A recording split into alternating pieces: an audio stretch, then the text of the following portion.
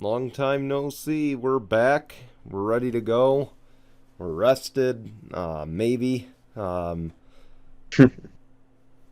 we survived a Georgia Bulldogs demolition of TCU. Um, yeah, so fun week.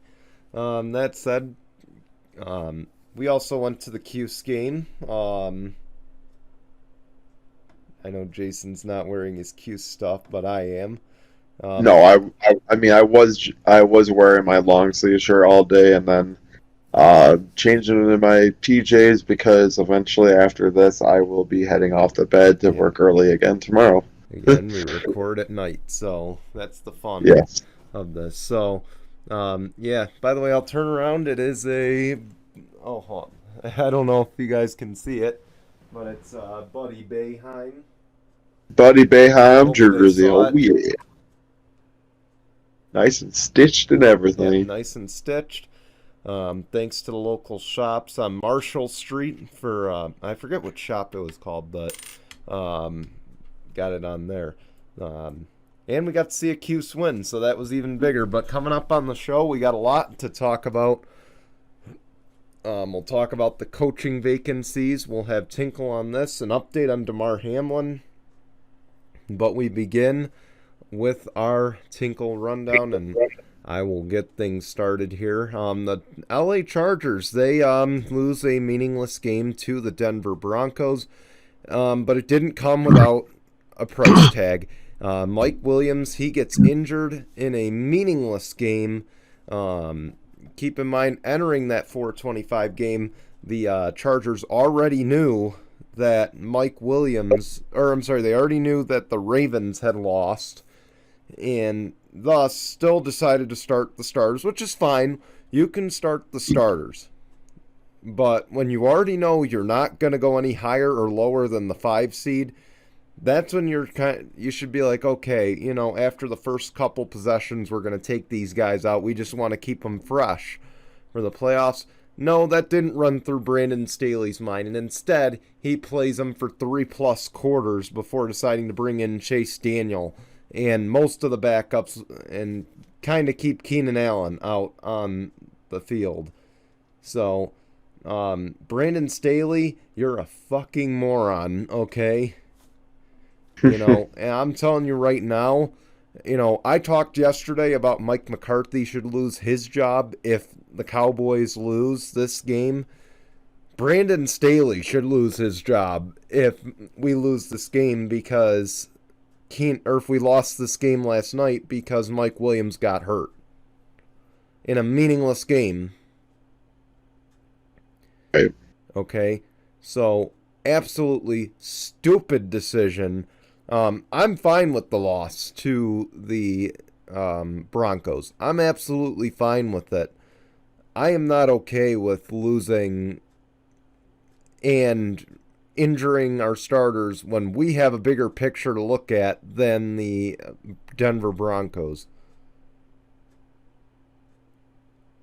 Okay. Personally, as a Bills fan, why the hell did the Broncos have to just decide to win that game of all games? Why couldn't they have done it like 2 weeks Hmm. prior against the frickin' Chiefs?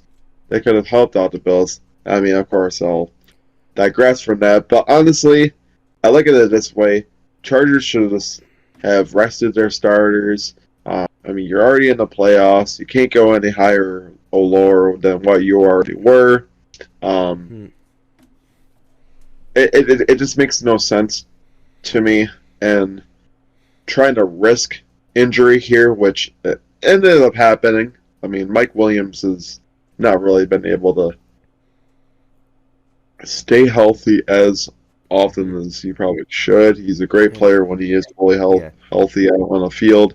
And to me, Um, he had one of the best years of his career, too, despite being hurt. I think he looked a lot better. He didn't drop half as many passes as that I noticed as he has in the past years. Again, I'm going to have to look at the numbers to be sure, but he looked a lot cleaner. He actually, when healthy, played like he's worth the money that we signed him for.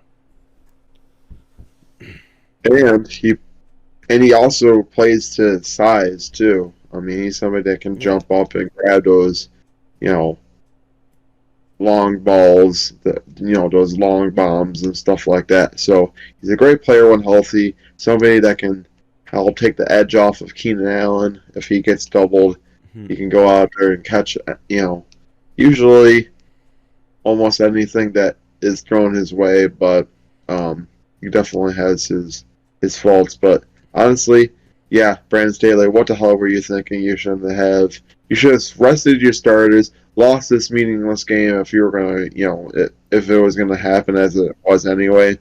Um, Look at what kind of value you have in your backups in the last game, and just yeah, go from there.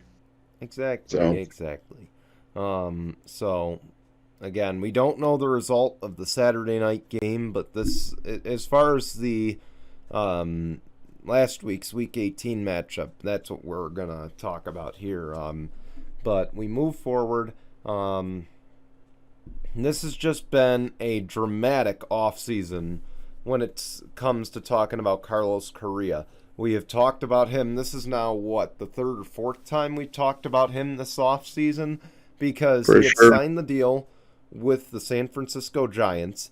It was 11 years, like 350 plus million, whatever it was. Um, so he goes to do the physical. He fails the physical. Contract voided. So then the next team he signs with is the New York Mets. He signs another like 10-year 600, 10-year $400 million deal. That one gets voided because he fails the physical. And now apparently third time is the charm, and this one is the final deal. It's official. Carlos Correa will return to the Minnesota Twins, and it's on a 6-year, $200 million deal. He did pass the Twins physical, and details emerged of why he did not pass the physicals with the Mets and the Giants. There were concerns about an injury to his ankle that occurred in 2014. Okay. I what mean, difference does that make? uh, we don't know the extent of the injury, but I will say, really? This is what caused you to, decide, okay, he failed the physical? I And I, was almost thinking he did it on purpose because he was trying to return back to the Twins no, he anytime. wouldn't do that. I don't think. He was very adamant he wanted the big deal this off season. Like, I don't know. See, I I'm between should the Twins be concerned and you know also it's a huge deal for us to be getting him back when the Mets have been playing like the Yankees this offseason. Because the Mets have done everything that the Yankees we've accused them and rightfully accused them of doing for many, many years. That said, Carlos Correa, he hit 292 last season. He hit 22 home runs and 64 runs batted in. To me, I'm not concerned. I think Carlos Correa is a great addition. I think he's a big piece to that infield. Looking at that. And then on the flip side, his batting is remarkable. I think, he contributes a lot on that offense. So I really See, don't care about an ankle injury from 10 years ago, to be honest. like almost 9 years ago. Yeah. So, I don't really give a shit unless it's a chronic injury.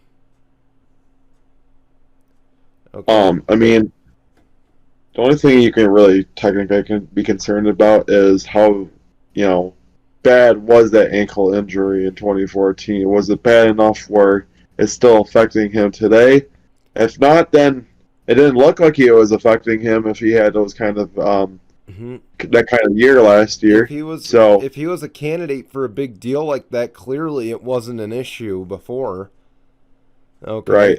I So don't give a honestly, shit. I don't think they should be concerned, and I think it's a good deal. I think it's worth it. Hey, The deal. yeah, I just think that if he goes out there and has a really great 2023, then the Mets and Giants should look at that as like, well, we really fucked up. yeah. I don't like I said.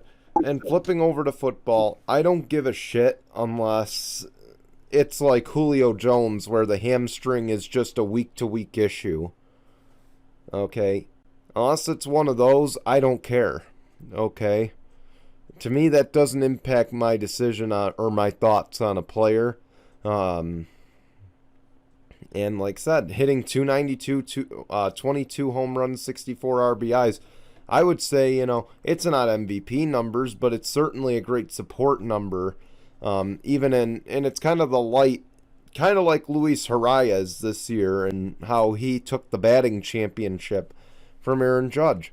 It's the silver lining in what was a very dismal year for Twins fans like myself.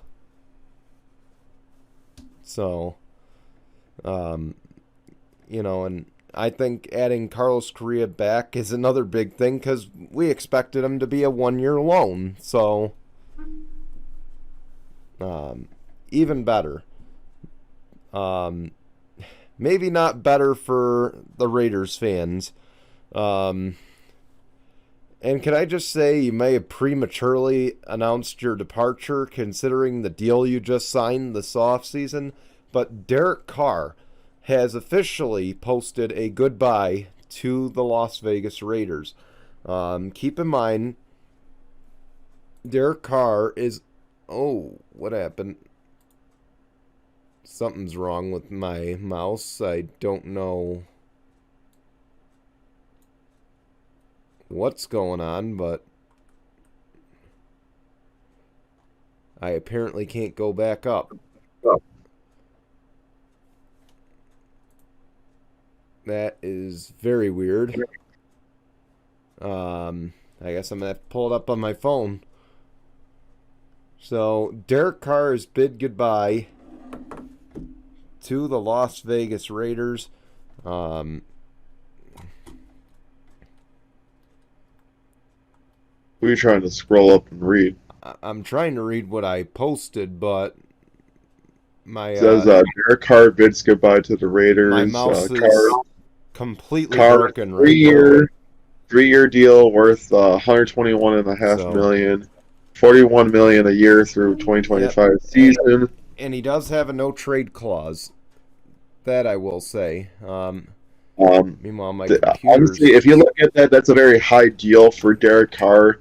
One that teams would literally have to either restructure or yeah.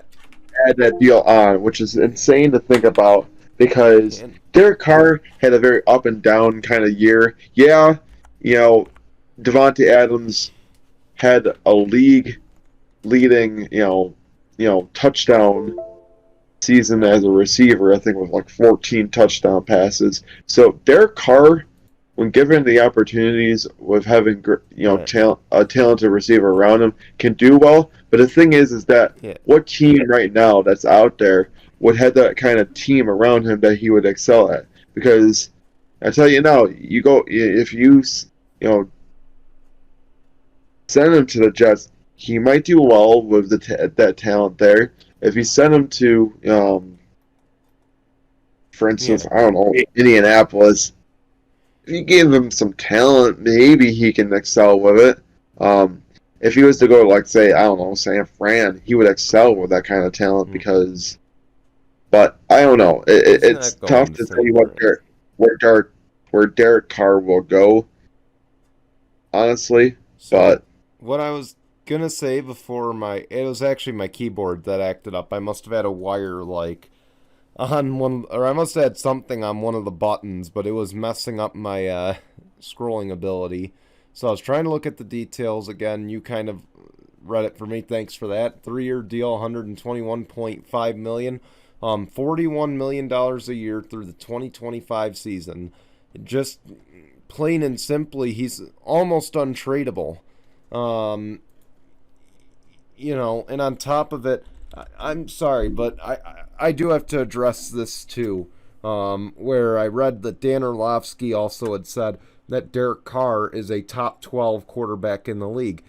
And that the other thing he added in, oh, well, Derek Carr has never had any help in his career. Bullshit, okay? You are full of shit, Dan Orlovsky. You are the dumbest Yeah, analyst in the NFL now with that statement.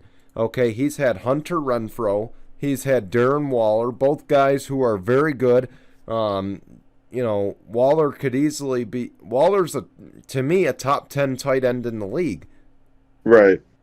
Okay, then you add in Hunter Renfrow, and Hunter Renfrow is probably a top 10, or I'm sorry, he's a solid number 3 receiver, and he's got speed.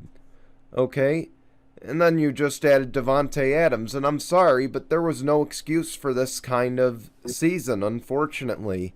And again, Yeah, he's had Devontae Adams, you he's know, had Amari Cooper, he's had decent yeah, receivers.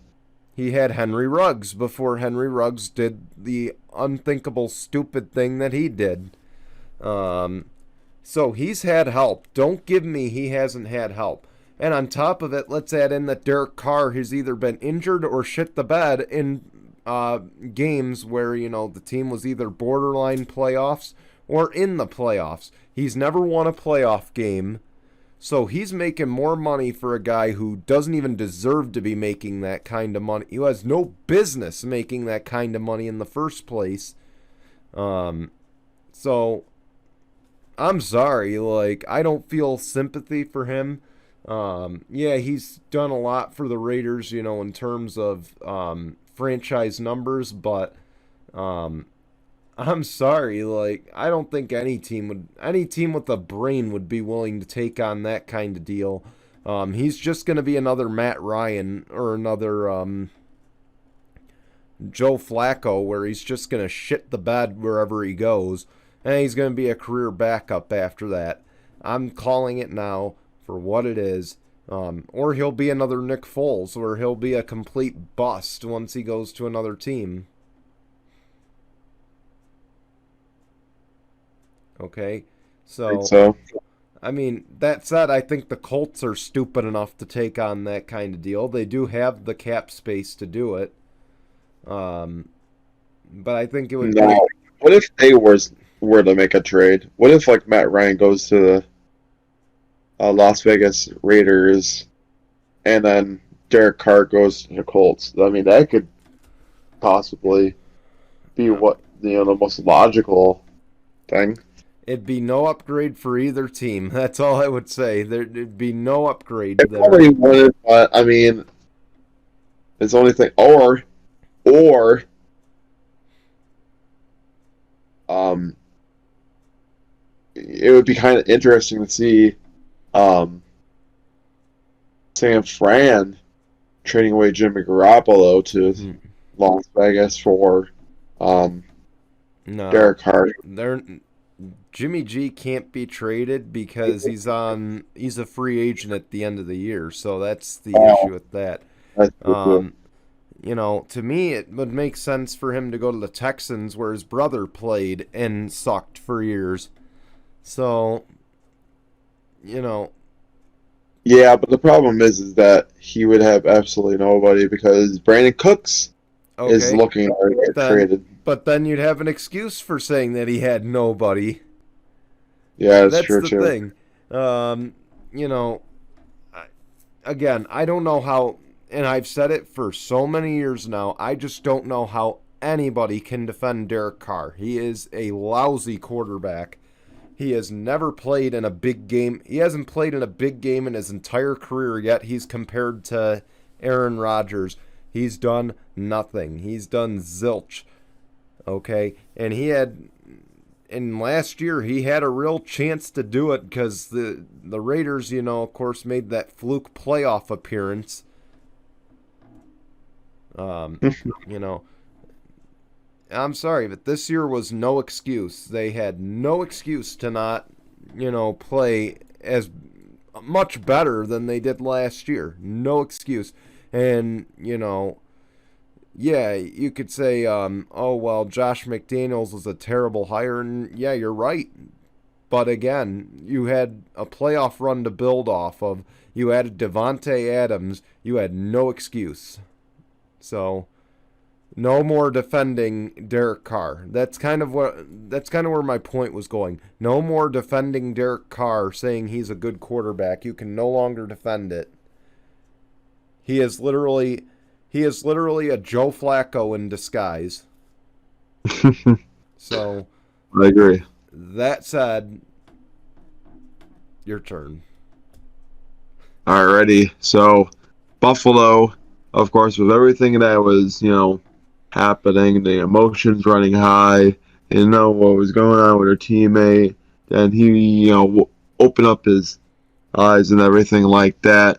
We'll talk about more about Damar Hamlin later on in the second half of our show. But for this game, 3 was definitely on the mind. As Buffalo beat the Patriots 35-23. They clinched the number 2 seed in the game, where 3 was definitely the main focus. So Nyheim Hines scored 2 kickoff return touchdowns, not back to back, but returned the opening kickoff for a touchdown, and then in the third quarter had a second touchdown after the Patriots had their first lead of the game, 17-13. So, that was insane.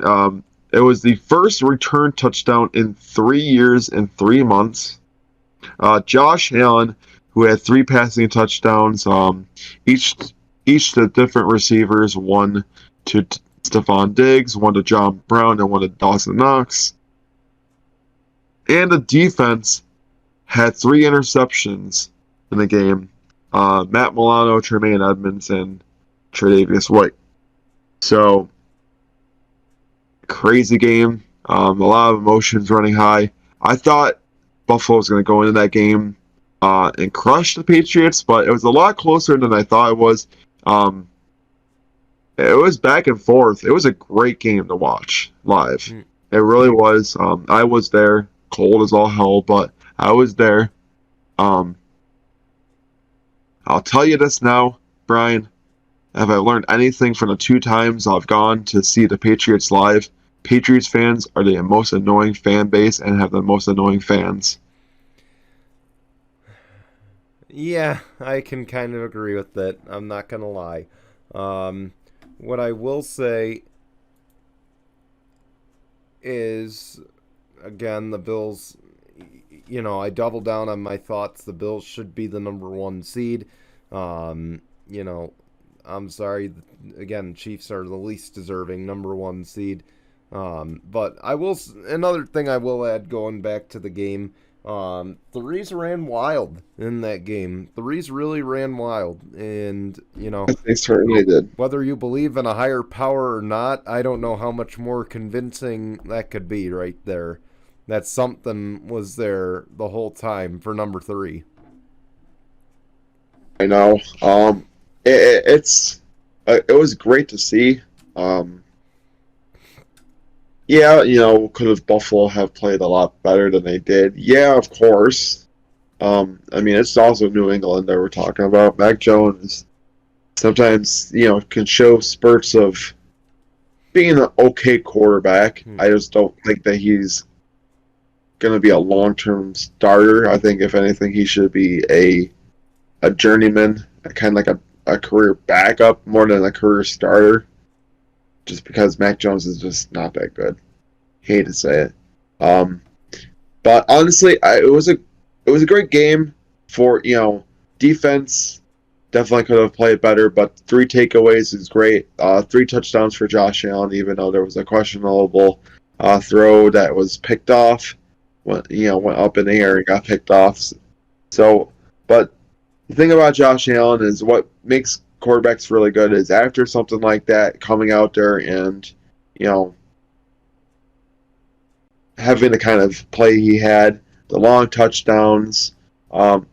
You just like to see it out of a quarterback like that, honestly. And I'm hoping that he can head into this weekend and showcase his skill.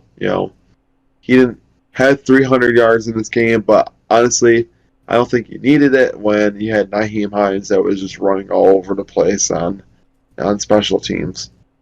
Mm-hmm. But yeah, knocked the Patriots out of the playoffs. So I was happy about that one. So Absolutely. um, another name that has been out there that has been in critical condition, but for a different reason. Um, it's been going around that Peyton Hillis was in critical condition because of saving his kids from drowning.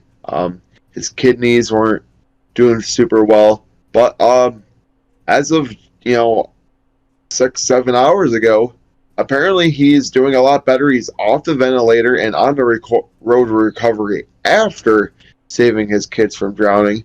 What a true hero, man! Um, Honestly, if he does, come out of this and does really well and can cut back on the road to recovery, I just think that he should get like some kind of award, some kind of recognition.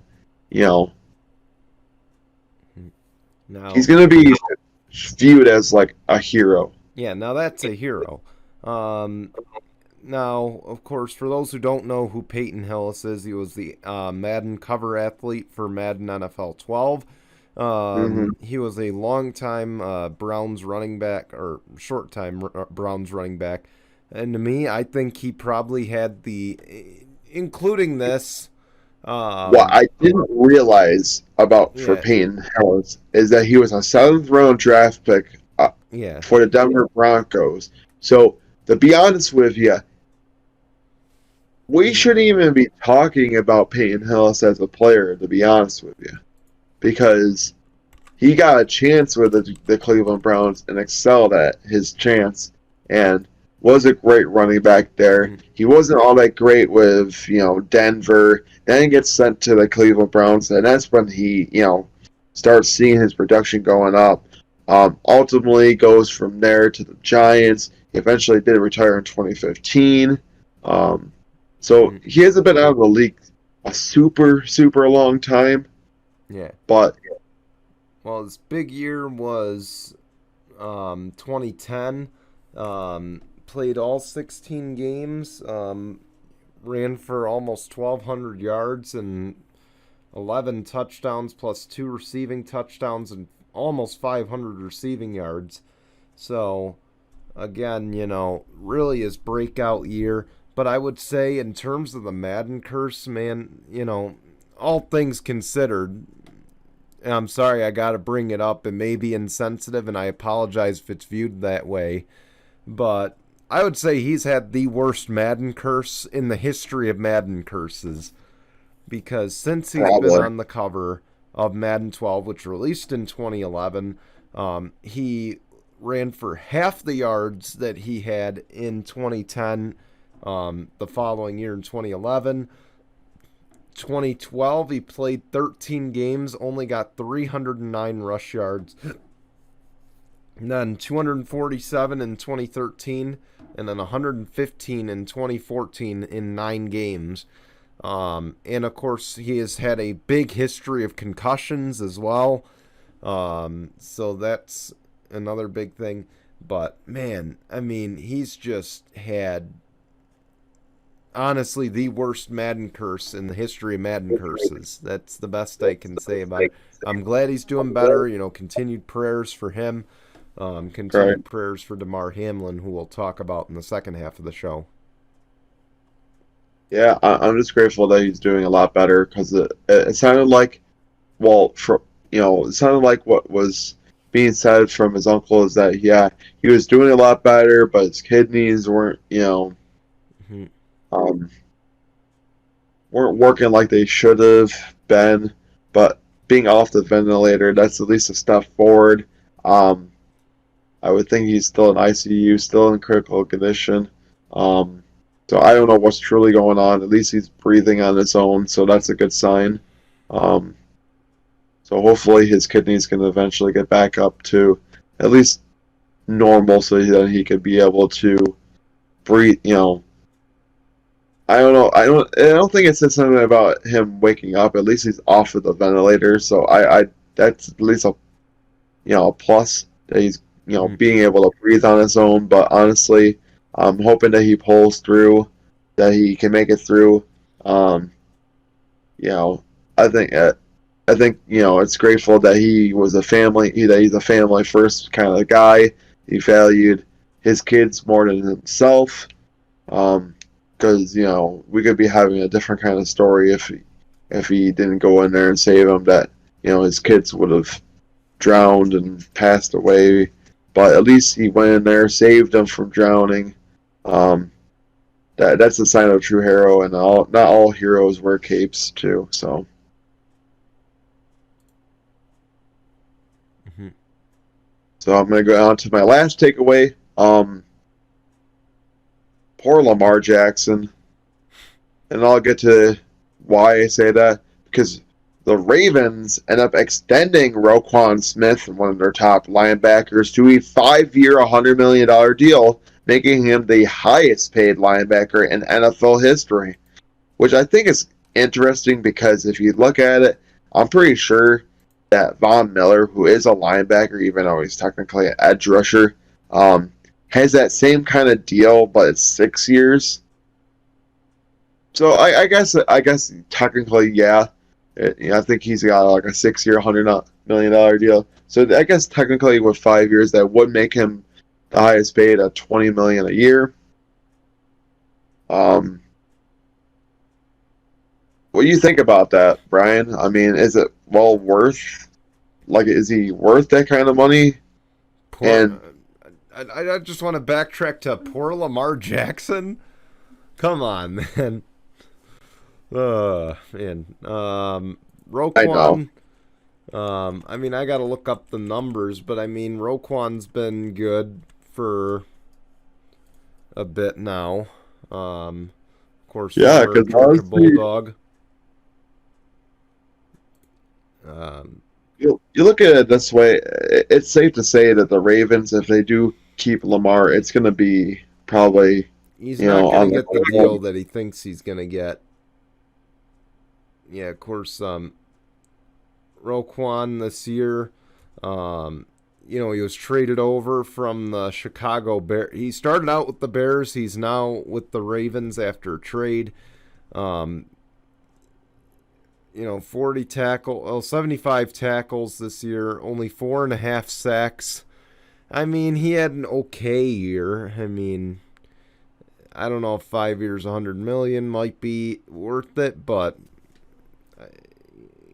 I would say he's one of the better linebackers in the game, so it makes it somewhat worth it. Um, but Yeah, I mean, I think that what he's done is really helped out that Ravens defense, and he's a really yeah, good linebacker. But it might be a little bit of a stretch for him to be the highest paid linebacker. To be honest with you, if anybody should be the highest paid linebacker, I think it should be T.J. Watt, mhm. which I'm pretty sure he is one of the top paid linebackers in NFL. But what does that mean for Lamar Jackson? Unless he gets the franchise tag, it's safe to say that this is probably going to be his parting gift away from the Baltimore Ravens and going elsewhere. Unfortunately, Mhm. um, the man just doesn't have any. It just you know barely was even a first round pick. He was the 32nd overall pick in 2018. Probably should have been higher than that. Honestly, he had a really good college career in Louisville. Um, it, it it sucks. This. I don't think he's worth any kind of big real deal.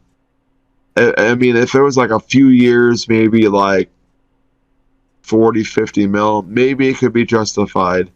I just don't think that he's worth the kind of money that he thinks he's worth. I don't know. Like I think he'll be back with the Ravens, but again, I just don't think he's worth the kind of money that people think he is. Um, he hasn't I won mean, any he's big games. He had one MVP year. This year he really was. I mean, even when healthy, he wasn't to me a guy that's just worth 40 million. I said it last offseason. I'm gonna double down on it here as we enter another offseason in a problem is month. in the 5 years that he's been in Baltimore, The I f- haven't really seen much improvement out of him, honestly, especially as a pocket passer. see, after the MVP, and this is actually his fourth year. I believe he does have the fifth year coming up next year, but in the I, four in the 4 years no, he's I'm pretty sure he no was he. drafted in 2018. I mean, I'm pretty sure you know, but all I can say is just I just don't believe he's that guy right now. Um, this is his. Yeah, this is his fifth year actually. So, I mean, he really hasn't improved. He's been hurt the last few, really. I mean, but his MVP year, his second year in the league, I mean, he really hasn't done anything since. I mean, he's also been hurt quite a bit, Yeah, recently too. So that also will play in the factor with Baltimore and trying to re-sign him, which I'm pretty sure he's looking for a long term. He's looking for because I think this was a contract year for him too. This was yeah. Well, that was the fifth year option right there. So so it'll if be he a does not franchise probably. go in and get signed, he's going to be a free agent.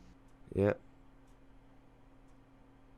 See this. Um, I mean, I don't think he's done enough this year to get a big deal. I think he'll probably be back with Baltimore, but honestly, probably like on a short-term he'll be on the contract. tag. I think. He might. I think he'll be on the tag, and then what he does from there. I mean, lately it seems like in NFL language, the tag is kind of a insult, slap to the face. So I guess we'll see what happens. Which is weird because for that whole entire year, they're getting like paid like 20 over like 20 almost over 20 million a Well, year. So I guess see the frustration because it's really, the franchise tag is not your option. It's if they tag you, you're coming back whether you want to or not. right. So, So we'll definitely have to see what's going on with Lamar Jackson, but it's safe to say he's probably not going to be with Baltimore next year. I think he'll be back.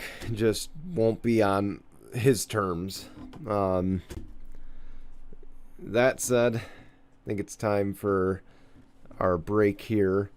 When we come back, we'll discuss the coaching carousel. We'll also talk Damar Hamlin, and then we'll have Tinkle on this. It's all coming your way when we come back here on Sunday Morning Tinkle. Well, an interesting week. Not as many coaches fired as I thought. But of course, there's already, the few vacancies.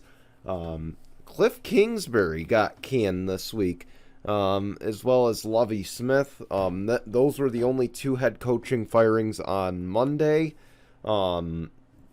In addition, Scott Turner was fired as the Washington Commanders offensive coordinator, and Mike LaFleur was fired as the Jets offensive coordinator.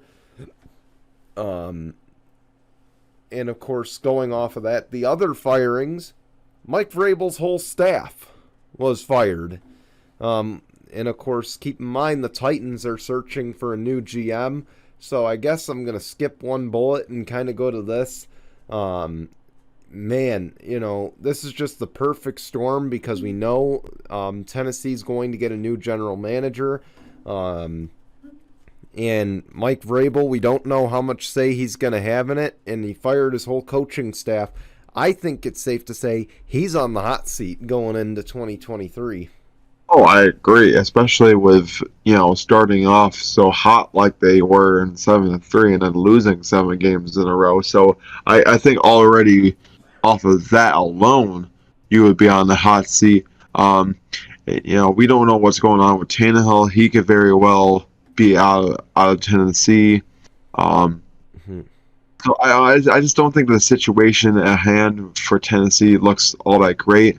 It also depends on their GM because you bring in a new GM, they're gonna have to figure out who they want coaching wise for the staff. GM will have to decide what kind of players to bring in, surround around possibly Tannehill or whoever's going to be the quarterback with all that talent. To build around that offense because I think there are a few great playmakers away from being relevant again. But when you have a guy like Derrick Henry, you really don't need a lot of top tier receivers. But then if you look at them losing 7 games in a row, Derrick Henry, didn't he had a great year. He still was over 1,000 yard rushing, rusher, I think 10+ touchdowns. So Derrick Henry is still being very relevant on the offense and producing numbers that are just insane every single year. But Mhm. Um, it's safe to say that he's going to be on the hot seat. I think he's going to be the next coach that's going to be fired. And I'd say it's going to be early on next year. I think it's safe to say that 3 out of the 4 teams in that division have a major quarterback issue at this point. Because I think now you got to add the Titans to that mix. Um, I think it's clear Yeah, I Malik agree. Willis is not the answer. I think, Joshua Dobbs is not the answer. And the other thing now is this is a division where it looks like the Jags are really turning a corner. Could very well be the Jacksonville Jaguars division to win almost every yeah, single year, I unless mean, something else changes. and it's a shame for the Titans because the Titans are the team that really, one just made it on the scene Brady's last year in New England. They made it on the scene. They were honestly the third best team in the AFC. Um, and I still believe in Mike Vrabel. I think Mike Vrabel is still the guy for this job. But I feel once you fire your coaching staff, if you're gonna scapegoat to your coaching staff instead of yourself for that, granted he wasn't gonna quit, but the fact that you used your staff as kind of that scapegoat, I think the writing's on the wall that now, okay, if I'm the owner of the Titans, I'm saying, hey, okay, you're gonna use your staff as a scapegoat. Just mind you, next year if we have a year like this, you're the one on your way out the door. So Personally, I could see him getting fired, getting canned like halfway through the year because of that. I don't know I about that. also think that depending on who he gets in his coaching staff, I just don't think he's going See, to have that great of success. see, Um, where I agree with you on this, though, they still got the right pieces. They of course got Derrick Henry. I think they got a good future with Traylon Burks as their wide receiver. I really think they got good receivers. It's the quarterback position that hurts them. Ryan Tannehill, for what it's worth, he's a guy who he could easily step into a starting role on any team. He could step in and do just well enough. I think that's about the best way to describe Ryan Tannehill. Is he a franchise guy? And not really, but again, he's got a good enough IQ. He's got just enough talent to get by. But I feel like he's a bridge quarterback at best. In that bridge, he's kind of reached the end of it, you know? Or maybe that bridge is just slowly starting to derail. So I think it's time for the Titans again. Jimmy G's going to be available. We mentioned it. Gardner Minshew is likely going to be available this offseason. Who knows? Right. Maybe Cooper Rush is out there too. Cooper Rush, I think, increased his stock, you know. He might have. But there are quarterbacks available. There's going to be quarterbacks in the draft. But I don't see them drafting a quarterback considering they got Malik Willis. And then, I'm sorry, I know you said Joshua Dobbs, but I just don't think he's at all. I think he's a worse answer than sticking with Malik Willis. I mean, he very well could be. But now we'll go back up to this next point before we skip down to the coaching candidates. I think the writing's on the wall here. Sean McVay is reportedly considering retirement after this season. And if there's any indications as to, he did this last year, if you're thinking to yourself, well, he did this last year after the Super Bowl and he came back, he signed the big deal. We're not worried. I think there needs to be a little bit of concern here because Liam Cohen, he is their offensive coordinator now that O'Connell's with the Vikings. Liam Cohen has now taken a job at the University of Kentucky. And in addition, Raheem Morris, the longtime defensive coordinator for the Rams, he's now interviewing with the Broncos and other teams for head coaching vacancies. So I hate to say it, but when you kind of give your staff full permission to go seek other jobs, I think the writing's on the wall there that you're just not coming back.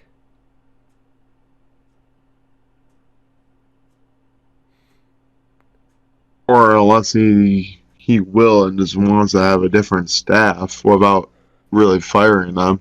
Just, telling them that if you want to go out and get promoted, you can, but just know that your job is still here if you don't. But then the other thing is, like I said, it's a weird situation because to me, I would have thought Raheem Morris is the next in line to inherit the head coaching position if Sean McVay does step aside. Now, But to be honest with you, if he is considering retirement, I think the one that might make the most sense, of course, it kind of ties into where we're going to be going with that last bullet point is I think it might be Sean Payton.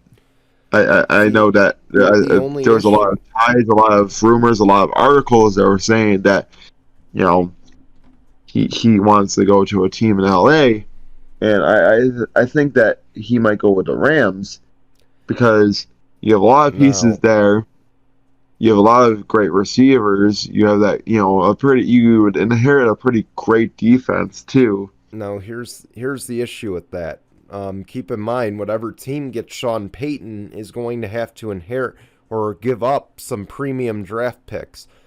If you look at the Rams' draft picks for the next 3 to 4 years, they're almost non-existent in terms of high draft picks. Traded away half of them. That's why.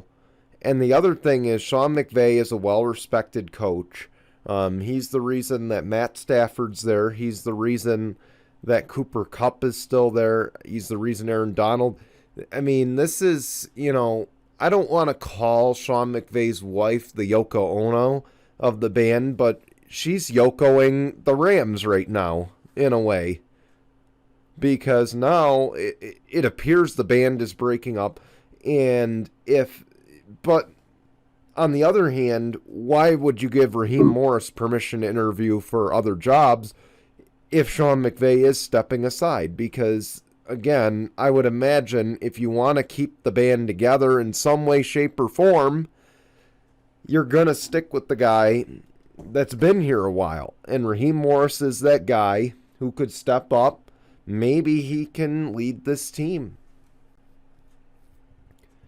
I mean, because you let O'Connell go last season, and O'Connell had a hell of a year with the Vikings, whether they're frauds or not. I mean, fate will see because he had, he's done a really great job with turning know. around the Vikings offense. So who knows? It's kind of mixed signals coming from the Rams, though. Because, again, if you were keeping Sean McVay, if Sean McVay said, I'm coming back, there's no doubt about it, then I think you would have let Raheem Morris interview for other jobs. Now, if Sean McVay, again, the cloudy future, and let's say he is leaning toward not returning, I would think you would say, Raheem, or, to the teams that are like, hey, can we interview Raheem Morris? I think you would say, no, you cannot interview Raheem Morris. We are not looking to release him from his deal. Right. So, again, I don't know. It definitely seems interesting. It's like it's fishy, but it's not, I guess is the way to put it. Of course, we know the vacancies now. We have the Cardinals, we have the Colts. We have the Texans. We have the Panthers. And there's one more I think I'm forgetting. The Broncos probably, right? I think so, yeah. Yeah, you got Broncos, so Cardinals, Texans, Panthers. Broncos, Colts, and Panthers. So there's 5 vacancies, potentially 6. I know you already said if the Rams do lose Sean McVay, that you think Sean Payton is going in. But I guess now it's time to kind of put your thoughts together for the rest of those picks. And I guess I want to start out with the Arizona Cardinals, because I think the Cardinals' job... Or actually, why don't we just rank these first before we make our picks? Let's rank what jobs we think are the most attractive to the least attractive right now. I would think that, Rams would be the most attractive. If available, I think, yeah. If available. Possibly Arizona. Depending on if DeAndre Hopkins gets traded away, because that's going to be a total rebuild, so you could rebuild it the way that you want to. I would think the Panthers might be a very interesting job because they weren't exactly terrible this year, not really the greatest. I'm going to say the Broncos. And then dead last would be probably Houston. And then, I'm also forgetting one other team too, so.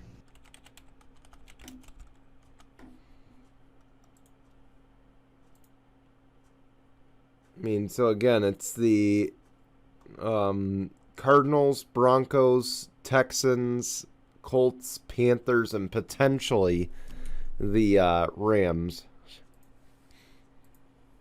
I'm thinking that Jim Harbaugh is going to definitely go to the Colts. Yep.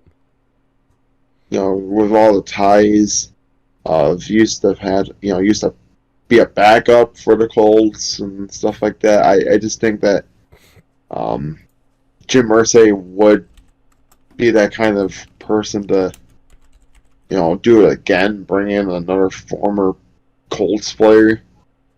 But the only difference is that Jim Harbaugh has coaching experience. He's done well in the NFL. He's done well in the college rankings.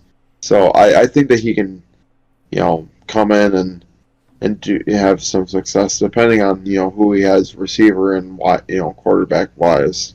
See, now, if I got to rank the positions, I would say the Cardinals are, to me, the most intriguing. I get, they're going to trade D-Hop more than likely. But they still have Hollywood Brown. They might still have Robbie Anderson. And they have Zach Ertz. So they have a really loaded offense. The And defense, they might still have AJ Green by then too. oh yeah, AJ Green as well. Now, the other thing that's intriguing is if they don't trade D-Hop and things stay the same, they got $17.6 million in cap as well. They have draft picks. They have a quarterback. So I feel they're the least doom and gloom, and I feel like they have the most upside going forward. So, again, defense is going to be the big thing. They're going to have to rebuild that whole defense, which is not going to be an easy task. But, you look at a guy like Raheem Morris, if he's available, maybe he's that guy. But I don't want to make my pick just yet. What I will say is I feel they are the most attractive job. Now, looking at the other positions, I would say the Texans might be the second most desirable job, to be honest. And the reason why, a coach could come in, they can rebuild this whole team, because there's not an area on this roster that doesn't need rebuilding, minus maybe the running back position. That might be their only solid one. They got the second and the 12th pick in the draft, and in addition, they got $40.5 million in cap. So they have the room to run the table if they can get a well-respected coach. I really believe that they are the second most desirable job. I feel the Panthers, let's see. So the Carolina Panthers, I don't think they're the third one, but I think the Colts barely edge them in that. Again, they have a lot to figure out in terms of the quarterback position. But their offense and their defense is not half bad. Their offense, you could use a few pieces. $17.5 million in cap to make it happen. It's not much, but again, the questions will be surrounding Matt Ryan and his future with the team. Sam Ehlinger is another thing you've got to consider, because Sam Ehlinger was a pick in the draft. What do you do with him? So, I say you give him another chance. I think you give him another chance and you look at a veteran this year, and if that doesn't work out, then you look at the draft and say, okay, what do we do here? Right. So I said the Panthers are number 4. Again, another situation where they're kind of in a full rebuild. I really don't think they're going to make a coaching change, but again, pick is coming up later. It would shock me. It would shock me either way. Now, that said, the big issue as to why I think the Panthers job is the second least desirable, I look at the cap space once again. The Carolina Panthers, they have to free up $4.6 million in cap space, so I think a lot of their rebuild is going to be done through the draft as opposed to free agency, because they just don't have the money right now. So they're going to be reworking a lot of deals. I think they're going to be making a few other trades, not to mention the dead cap from losing Robbie Anderson, releasing Baker, another thing. Sam Darnold's really not the answer. PJ Walker, I think you got a solid backup in him next year. So, but again, I think the cap space is what makes that the second least desirable, but they have draft picks, so that's what gives them the edge over the Denver Broncos. I think the Denver Broncos is really the least desirable job. And to be honest, Russell Wilson, he's not that good of a quarterback right now. He had probably one of his worst not even probably, he had his worst statistical season in his career. Um, you know, they are, they obviously owe him a lot of money going forward. I get they got $6 million in cap space, but it's not much to work with. I think in Um, terms of the only positives is that I think that Judy and Wilson combo is going to work pretty decently, but you're stuck with Russell Wilson. That's the big turnoff right there. If he doesn't improve, you're stuck with him. Okay. Sad too. And in addition, you don't have draft picks. This is a Elway royal fuck up is basically what it is right now. For what it, I'm calling it for what it is. They don't have draft picks. You know, if they get rid of Russell Wilson, they're in cap hell. So again, there's just really no options to add to this franchise. So that's the reason I think they're the least desirable. But it's time to make the picks for where we think everybody or who we think are going to take the jobs this offseason. So I guess we'll start with the Denver Broncos here because I think that's the one a lot of people are eyeing right now. It's tough to say. Um, Denver Broncos.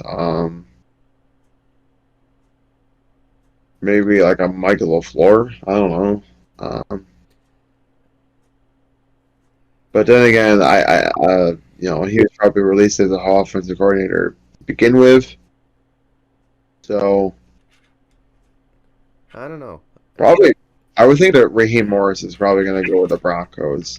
I mean, somebody that can help improve that defense. But problem is that you don't really have anybody on that defense worth mentioning because half of them are gone. I mean, Surtain's like the only one right now. But, So I think he's somebody that can come in and help that defense, help build a good defense for Denver. You got to use the term build loosely, though, with the Denver Broncos. Honestly, I think this is a Dan Quinn type of job. I mean, Dan Quinn was one of their finalists last year when they handed the job to Nathaniel Hackett. Dan Quinn is under their qualities that they're looking for in a head coach, and one of their qualities is head coaching experience. So I think this is a Dan Quinn job. I don't think it's going to pay off by any measure, but I think they're going to get it right this time and hire him. I mean, if that's going to be the case, he's also a really good defensive guy because, I mean, he helped turn around the Dallas defense, too. So, I mean, he might be a good option. Yeah, I guess we'll go with the Panthers next. Let's stick to the Super Bowl 50 teams here. The Carolina Panthers fired Matt Rule, and Steve Wilkes has been their interim coach since. I'm gonna say you stick around with Steve Wilkes because I mean he didn't do a half bad job for the Panthers, when they fired Matt Rule. So I mean, I think you go with that. I think you go with him, give him another opportunity, maybe like a couple of years, and then see if he can help out that team. If he can't, then I guess we'll be having this discussion in a couple more years. I think Steve Wilkes is the guy, honestly. He kept him in the division throughout the season. He won quite a few big games. I'd say beating the Lions, who had probably the best offense of any team that missed the playoffs and better than half the teams that are in the playoffs. Promises of trust not to be broken. Whether Okay, spoken with an oath. And again, Steve Wilkes, I get it. He wasn't 500. He finished 5-6. But I think he's the guy. I think, the team really rallied behind him. I think you got to keep him. No, that said, I think next we should go to Indy, and I think this job is going to be uh, one that's quite interesting to watch.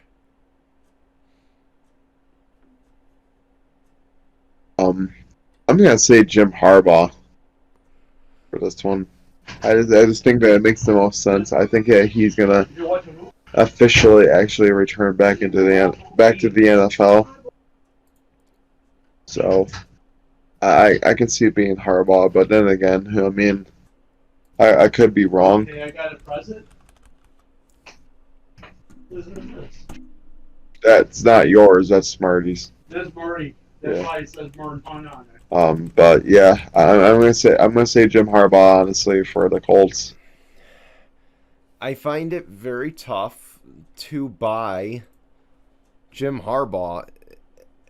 You know, to be honest, I find it very tough to buy in and say that he's going to take the head coaching job because every time he interviews for a head coaching job, he comes back a week later and says, I'm staying at Michigan. You know, he used it for leverage for his new contract there a few years ago. This year again, he's playing the whole card of, oh, well, I'm going to leave and go to the NFL once again. And granted, he should be the only college football coach that's being interviewed for head coaching jobs. But I'm sorry, I'm just not going to buy, I will say I think if he's going to land a job, it'll be this one. Okay, I will say that. I think this is a job he lands if he lands any. But I don't think he lands this job. I'm going to go with Kellen Moore. I think Kellen Moore will be the head coach, and, I think they're going to look at it as a Sean McVay type of job. They think Kellen Moore's young, he's a smart guy, and he'll make, a great head coach. He'll be 35 when the season starts. I feel he'll be in the discussion. That's if Jim Harbaugh pulls another one. But I will say, I think I'm going to put out this new rule, and I'm calling you out, ESPN and Fox Sports and all the media outlets. If Jim Harbaugh does not take a job this offseason in the NFL, you have to drop it at this point. Okay, you have to drop it. You just have to stop putting his name in the discussion until it actually happens. I agree. So, put it 6 feet under. All right, we got 2 more jobs to go. Why don't we pick the Texans here?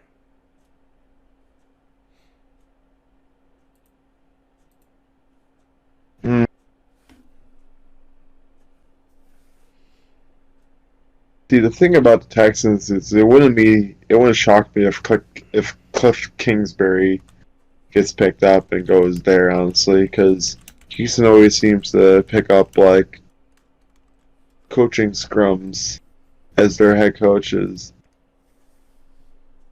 But then again, Michael Floor would be, I guess, interesting. Or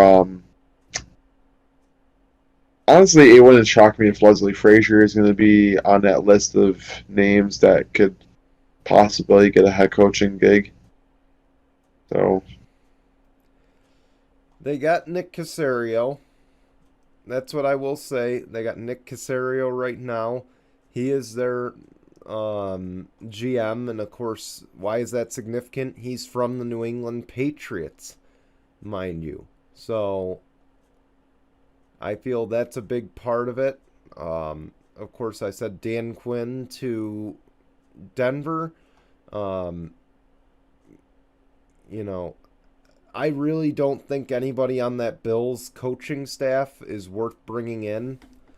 To be honest, I think it's going to be an interesting pickup. I really believe, and I'm sorry, I'm looking through names. I'm thinking they might bring in Brian Callahan, to be honest. The Bengals offensive coordinator. I think they're going to bring in someone completely random that we are just like head scratching and saying, what the fuck?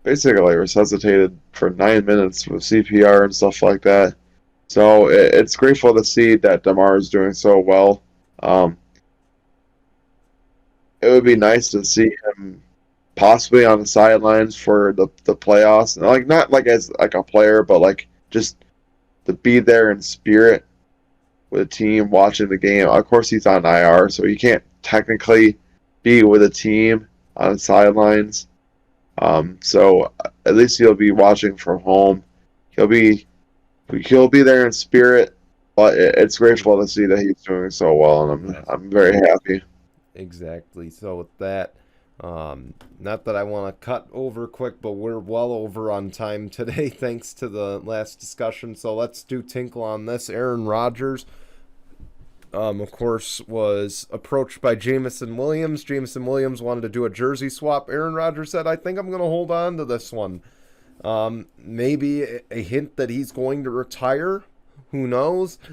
Maybe a hint that the band, the last dance has officially happened. But either way, Jameson Williams, sorry, man, Tinkle on this. And I feel bad saying it, but, Tinkle on this to you. I think it's safe to say that Rodgers and Cobb are going to officially retire this offseason.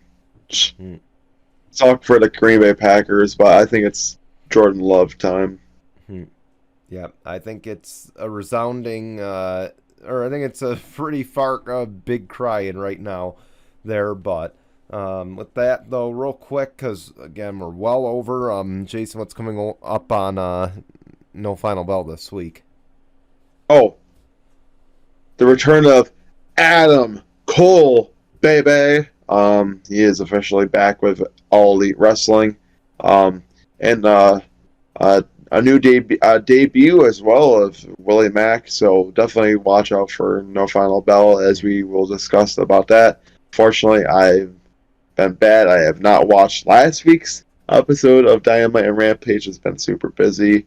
Haven't had a chance to.